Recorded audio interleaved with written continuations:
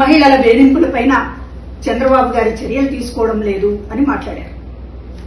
అసలు ఈ మాట మాట్లాడే అర్హత జగన్మోహన్ రెడ్డి గారికి ఉందా? ఒక ఎంపీ న్యూడ్ కాల్స్ తో దేశమంతా రాష్ట్రం పరువు తీసినప్పుడు ఆ ఎంపీ మీద మీరేం చర్యలు తీసుకున్నారు జగన్మోహన్ రెడ్డి గారు?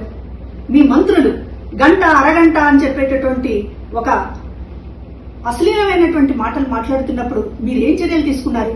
స్వయంగా మీ చెల్లి షర్మిల మీద ఆ వర్ర రవీందర్ రెడ్డి అనేటటువంటి వాడు చాలా జుగుప్సాకరంగా పోస్టులు పెట్టినప్పుడు మీరేం చర్యలు తీసుకున్నారు? పైగా అతను వెనకేసుకొచ్చారే. మరి అట్లాంటి వాళ్ళకి నైతిక అర్హత ఉంటుందా? మరొకళ్ళు చేయలేదు, మరొకళ్ళు చర్యలు తీసుకోవడం లేదు అని మాట్లాడేటటువంటి అర్హత ఉంటుందా జగన్ గారు? ఇంకా ఏం మాట్లాడారు? తండ్రిని లోకేష్ జాకీలెత్తి లేపుతున్నాడు అని చెప్పి మాట్లాడుతున్నారు. తండ్రులని ఎవరైనా కొడుకులు జాకీలు ఎత్తుతారు.